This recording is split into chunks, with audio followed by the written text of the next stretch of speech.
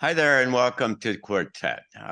John Petersen's my name from the Arlington Institute, and we're so happy to have you with us today. We get together like this fortnightly, every couple of weeks, to talk specifically in depth about the big issues that are related to the transition to the new world. We're coming to you from the Arlington Institute here in Berkeley Springs, West Virginia, and our panelists have, as always, come from all over the place. We're happy to have you, Penny Kelly, with us today. How are you today? I'm great. Great. It's good to be here. All right, and Kingsley Dennis. Hi, Kingsley. Hello, John. Hello, Penny, and greetings to everyone watching. It's good to be back. Cheers. Yeah, and it's nice to have you back. Greg Braden, who's usually with us, is tramping around in Peru as we speak somewhere, and so he'll be back next time when we get together again. So today it's a trio instead of a quartet, but we've got some interesting things to talk about related to other dimensional kind of reality and what its significance is in the middle of all this transition. So now we have questions. All right, so Penny, you've got the list of the questions. Will you kind of run over the questions for us this time? Sure, I'd be happy to, because they're very interesting. There's a suggestion from Anonymous. She says, or he, it, would like to thank the Quartet team for the refreshingly open-minded and provocative approach you take to many subjects, and consider the following idea. Many people feel that there's a cataclysmic event on the horizon that has the on and off planet puppeteers worried. What if they are worried that they will no longer be in control of a game that has long suited them?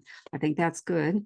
And what if the event they know is coming is not an event that would destroy Earth, but is in fact an event that would make Earth and its people not habitable for them? And I just wrote jackpot. That is exactly what's happening. So, and there's a whole bunch, there's another whole page of what ifs. All right. So, yeah. So that's really great, and we appreciate all those questions. We hope that you'll, all of you who are watching, will take advantage of our website and send in questions or comments that you have, because we certainly read them and we appreciate them. And in this particular case, we'll lift a couple of those and we'll make them subjects for our upcoming kind of episodes.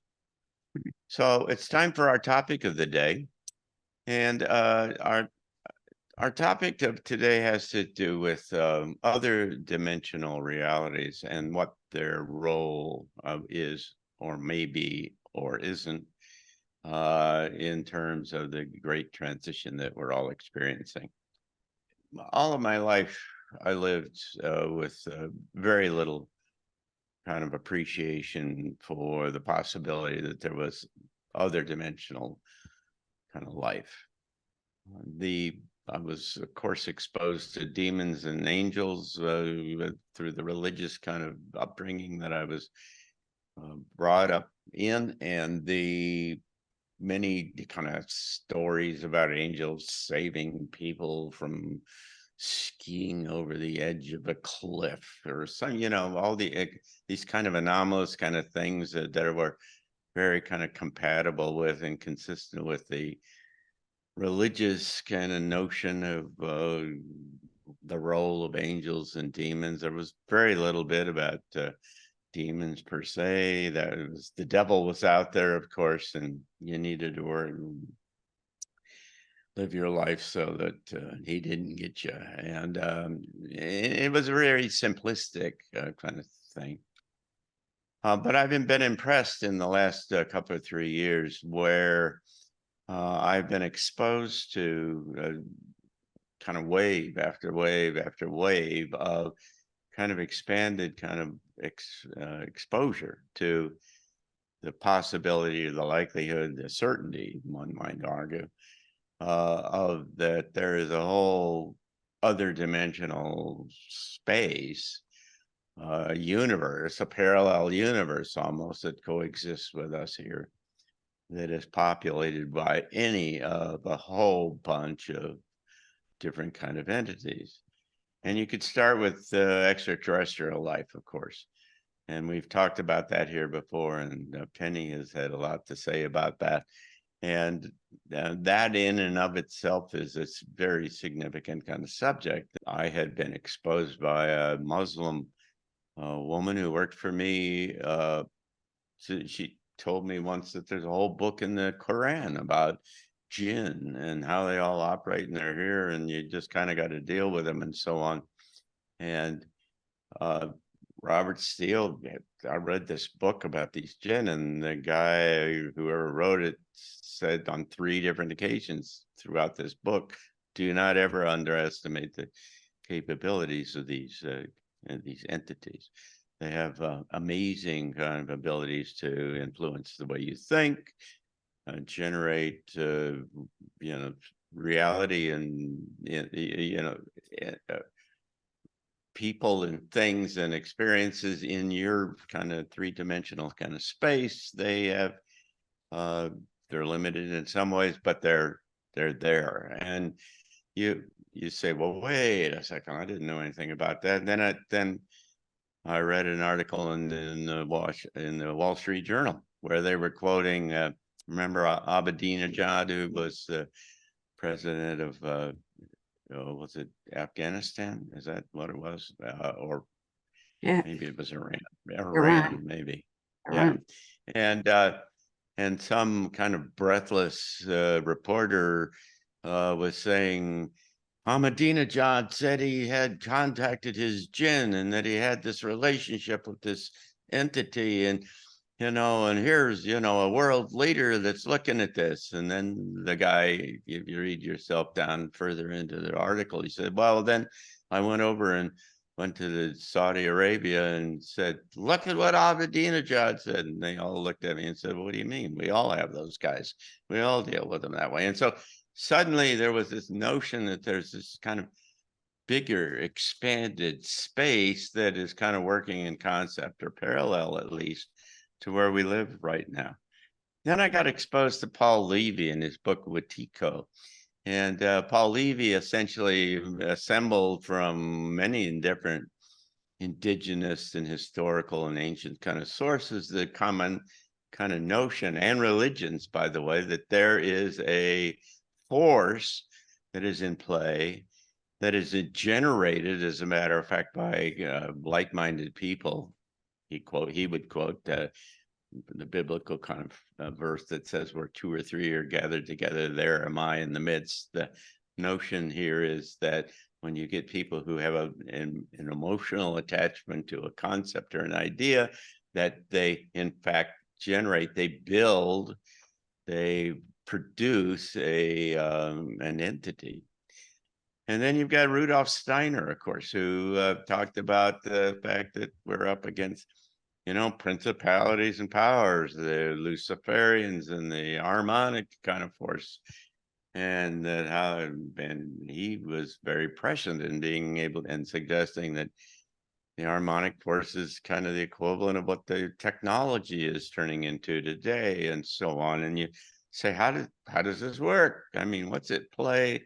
This is not what it looks like. Carlos Castaneda's, of course, in his Don Juan thing was laced with all this other dimensional entities and stuff that they wanted to get involved with. So in any case, there's this growing kind of sense that there's a lot of players in the space that I would suggest that in any kind of conventional terms, you would say the governments and corporations and other kinds of things have no play, or at least don't have any active kind of indication that they're aware of or play these kinds of things.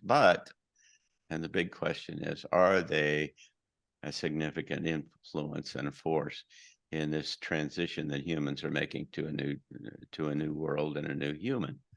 Or are they just incidental? Are they always going to be there? Are they like trees and other kind of intelligent things or wild animals and stuff, and you kind of got to deal with them, but they're not, but on the other hand, maybe they're just central kind of to this increasing awareness that would characterize the new human.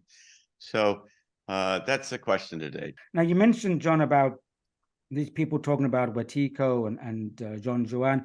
I covered this in my book, Healing the Wounded Mind. And there's something has a commonality about this. Now, Wetiko, the name was mainly popularized before Paul Levy by Jack Forbes. And Jack Forbes was an American Indian activist. And he said that the term Wetiko really signified a kind of mental disease.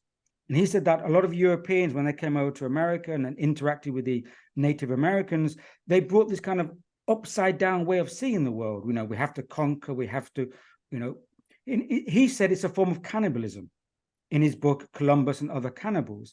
So it's like a mind disease that then is contagious.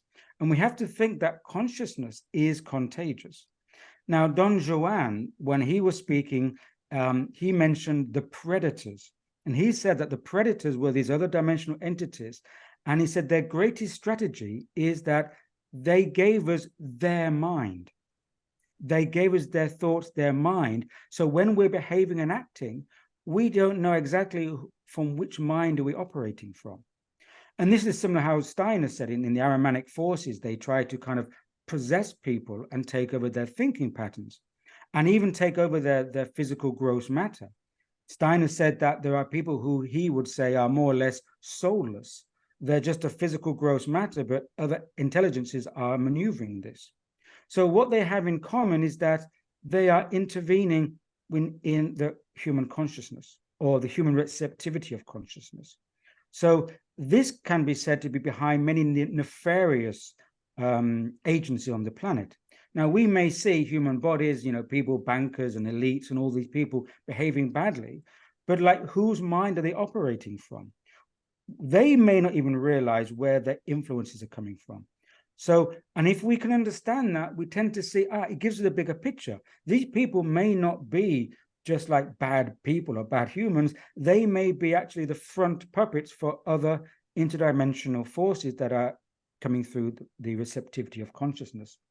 And of course, another side is that humans create these forces themselves through what we may call elementals. You mentioned this about, football teams or nation states. And, if you get enough people together and they think about a subject, the thought creates an elemental, which has power in itself to affect. And because it's not physical, we don't give it validity. And we can say it's other dimensional.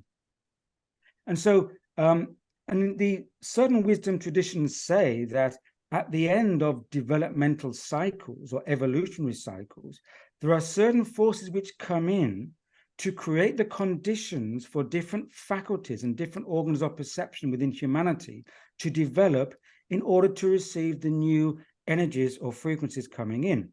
So these are what we may call other dimensional interventions, which are trying to activate mechanisms, faculties, or organs of perception in humanity that prepares for the next stage. So I think if we are within just a physical paradigm, we don't see anything of this, and what we can't see, we don't know. Like, was it Rumsfeld who famously said, there are things we don't know, and there's things we have no idea that we don't know. And I think that's the stage we're getting to. So so put aside the nefarious forces that we've been talked about. And, there's a great saying, and when you mentioned angels and demons, John, I thought of this saying that says, the demons are losing, but they have not yet lost. And the angels are winning, but they have not yet won. So you see, something is already in process. Where we're going to has already been manifested at other dimensional level. It just hasn't penetrated and permeated the physical domain. And I think this is what, again, the question from Anonymous was suggesting, that it's already done. And you can't stop it. You can't hold back the tide because it's already manifested in a physical realm or other dimension. It just has to percolate and manifest in this dimension. And if you can see that coming, then you know that it's a done deal. It's just that other people on this planet may are manipulating this information so we can't be receptive to it, to block us to it, block us to transformative energies, block us to spiritual, metaphysical energies, because they know that they're already coming. So again, just to finalize, if we have all this distraction about, green men or this, on one side, it can open up people's minds to the possibility that there are things we don't know coming from realms we don't know. Why are they manifesting in the physical realm? To show us that they're coming from somewhere, and it may not be a physical realm. But we have to understand that there are great forces that are intervening to make sure that evolution on this planet gets to where it's growing, because it's part of a grander evolutionary sphere. So I'll say that and stop there. So given the intense propaganda and the fear-mongering that's going on, that's a very, very big push toward evolution. People either wake up or go down with a ship. And so that pushes people. And without that push, we would likely just kind of drift along and spend our time in Margaritaville having a good time. And if that's working, and there's a philosophy and principles and values behind that Margaritaville concept, absolutely, we're here to enjoy the experience, to enjoy life. It's about joy and fun and creating and the music and the dance and the, what kind of technology can we build and where can we go and what can we explore? So there's all of that. The human brain, let's just talk about that for a minute. The human brain is only wired for two kinds of perceptions. That's it. That's the hypothalamus does it all. And so those two perceptions are pleasure and pain. What is the point of limiting us? Everything is a version of one of those two frequency states, pleasure or pain. The pleasure is to pull us toward it. The pain is to teach us, no, move away from that. And so what is the general direction of evolution? It's toward pleasure. Well, when you've experienced the God state and the incredible bliss that's there, you understand what pleasure is. And it's not all the stupid things that we think are, quote, pleasurable here. Pleasure is a feeling state of the entire system in which every cell is in a state of utter continuous renewal, regeneration, and producing what I'll call the factors, the hormones, the frequencies that generate joy. So that's the human brain part of it. That's not accidental, that we're only wired for those two things. The next point is that in spite of that human brain, or maybe, along with it, we have this incredible heritage of thousands of years of attempts to keep people in the physical realm. People do not stay in the physical realm for very long because it is so challenging. And when you get here, you figure out, or you forget, or you never figure out, how do things really work? You get caught up, hypnotized by the material. So we have this huge legacy of, the concepts of gods and archons and demons and angels and all of that. And so we have to deal with that. We have this legacy that we have to deal with. And then all of those concepts, when you put all those out there, gods, demons, angels, messengers, whatever, archons, jinn, what do they point to? They point to powers over there. It's not here. It's not in us. It's outside the self. Well, what does that tell us? If you go beyond the whole concept of powers over there, then you begin to question, what's it doing over there? What about over here? And what I'll just go to the bottom line with that is eventually what you realize is that you're in this soup of frequencies and forces. And what has happened over time, especially in the material realm, is that people who are sensitive to those different forces and factors personalize them. And that is one of the shortcomings of the physical realm, is they personalize everything. So that force, that frequency, that field that happens to have a frequency with degenerative influence or destructive influence instead of constructive interference, that comes in, and people who are sensitive to that give it a name, and then it starts to do just what Kingsley was talking about. It becomes real to them. And so we have this whole concept of power outside of us, and we don't question that. The next, well, that's actually the suggestion for number 5. Number 6 is, in order to overcome and step into your own power, you have to realize that that is the goal. You can't say, I need some power to do this. The goal is reaching that power. And it's not a task for the faint of heart. Once you have the capacity to move out of the body and to travel in some of those, I'll say among some of those fields, you quickly understand, and I can't emphasize this too much, that you better be ready. You better have a sense of self, a sense of your own power. You better have a presence that is unassailable. You have to have a rock inside of you. And you need to know how to turn that rock on and off. I hear you say a couple of different things, if I heard you correctly.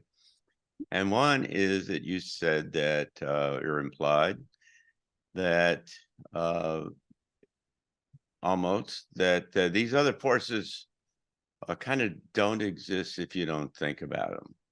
No, And that's that, not true. okay, I hope, then we can let's talk correct about that. They exist, and you have to deal with them. And there's more I could say about that, but I don't want to run out of time and take all the time, so we don't have time for our last questions. But yes, they exist, and that's what presence and power is for, because you have to navigate those. And Okay. so then I would ask the two of you, how do you navigate those? What is the function going forward into this evolutionary jump of this other dimension, this community of other dimensional kind of entities, and what's the best way to go forward on this? Go ahead, Kingsley. It's your turn. Okay, thank you. Well, in one sense, I would say that we have to get out of our own way. Because you see, we tend to block what's coming in. I mean, what's coming in is a part, and if we're not aware of that, we start to collaborate with that, and we start to block that. So, and that's through our non-awareness and our distractions and being focused on the physical. What I would say from my perspective is that we need more receptivity to the positive aspects, to the finer frequencies and vibrations. So that means if we can do anything, it's not trying to run around, fix everything, because we don't know how things need to be fixed, but we need to move away from the denser, lower vibrations, which are keeping us down and blocking us, and move towards, Penny calls it the pleasure syndrome. I would call it love. There's either love or non-love. For me, there's the two forces. And if we can move towards love, be receptive to the finer forces, and not allow ourselves to be distracted by the heavier elements of fear, elements of manipulation, then we can allow greater forces to do their job, do their work, because they're coming in. And we need to, so even if you're not aware of them, we need to kind of understand and comprehend that they do exist. And that's why I think this conversation is useful, because we can't give a ABC solution, but we can say we are part of much, much grander movements, and they're coming in and they're inevitable, but we have to be receptive to them as much as possible. Yeah. Let me add something here. That's the positive ones, but there are those that play what we would presume is a negative role. And so are you supposed to engage them? Are you supposed to ignore them? Are you supposed to what? Penny? No, Don't that's resist one of them. If you resist them, you entrain with their energy. That's what they right. All want. right. So you don't All right. resist them. You be aware of them if possible, and step your energy away from them. Yeah. So you don't think about them, right? Well, yeah, I'm aware of them, but I don't energetically entangle my thoughts with them. Yes. There's That's a right. fine Okay. I'm difference. aware through discernment that they're there, and then I make a Got it. conscious decision to not be Yeah, entangled. you don't give them emotional stuff, Penny. No, don't give them the heavy emotions for sure. They No, feel it. you have to carry the awareness. I would have said the exact same thing. You're aware, but actually, in some of my conversations with other dimensional beings, their refusal to engage in all of my worry has been a huge lesson for me. They will not engage in all of that. When they say, just do this, they mean that's where you focus. You keep your awareness up, but you put your time, your energy, your thought, your action in this direction. And so there's that. And they also have said things like there are steps or stages for getting out of the mess that you're in. And one of those early steps is, just like Kingsley said, you make the decision, I'll hold the awareness, but my work, my effort, my thinking, my creative oomph is going in this direction. And you only deal with what's right around you in the beginning. They have said for you to be worrying about what's happening across the world is a misplacement of your power. You need it right here to learn how to use it, and then it expands. So for whatever that's worth, keep that in mind. Deal with what's right in your face. Yeah.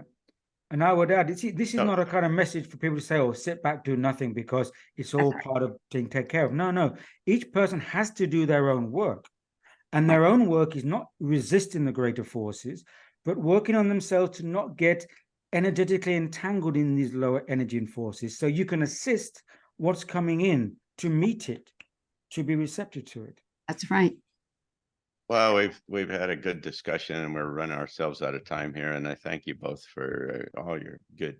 This is always fun. I really enjoy this, and we have a great number of people who send me notes all the time, telling me how much they appreciate our discussions. And so, I thank you again. And for those of you who are viewing, let me just remind you again that this comes to you from the Arlington Institute, our little research institute here in Berkeley Springs, West Virginia. And we do a bunch of things here that are all related to kind of facilitating this transition to a new world. We've got a free newsletter, future edition, and a bunch of things. You can find out a lot about this, everything about this at arlingtoninstitute.org. And you can also find out all about some of our other programs like Transition Talks. We have speakers like Penny and Greg and others who come in every month here. And we live stream them all over the world. But all of that is available at our website. And we hope that you'll check it out. And so thanks again. And let's just close, as we always do, by saying, what do you think is going to happen in the next couple of weeks? Penny, Kelly? Oh, did you have to start with me? I think we might have a very good chance of having a change of presidency. So, Oh my. yeah, I keep. You're just gonna float that, just gonna just I let that dangle out there. I'm sorry. I keep seeing that I get to the end of this month and there's no president. There's something big, major Something, shifted. something other than a president. Okay, Yeah, that's right. that's something to look forward to. Kingsley, what do you think? Well, that's a big one, Penny. I mean, it's a shame that some more presidents weren't in Nevada at Burning Man. Well, I mean, I think there's more to come around the climate issue, because we're moving out of summer into the autumn now, and I think this summer's been so erratic. It's going to be part of the autumn narrative by saying, they're going to have all these new records being broken, new hottest summer on record, most wildfires on record, most floods on record. I think that's going to grow into an autumn and winter narrative in the next few weeks building up. On the other side, I think there's going to be more and more backlash from people, because we've had people coming out on social media, you know, the opera, you know, and the Rock saying you have to donate your money to Hawaii. And a lot of people are savvy to this, and they're realizing that doesn't smell right. And there've been a lot of backlash to that. And I think more and more people are going to have backlash to this, you know, tomfoolery that's going on. And people are wising up and not holding their tongue anymore. I think we're going to see more of that coming out on social media.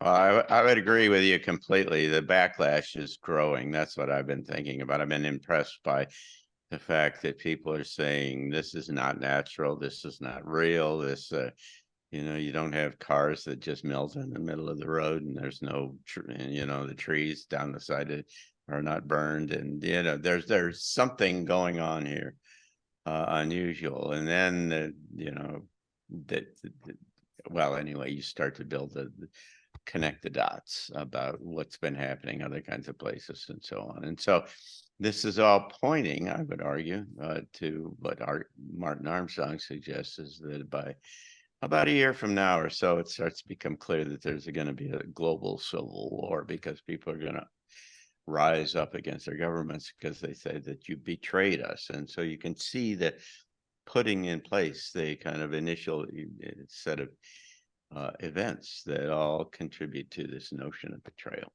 So thank you so much. Thank you all. And thank all of you who are our viewers. We really appreciate it. And we hope you'll come back and be with us again on Quartet in another couple of weeks. So thanks so much. Take care.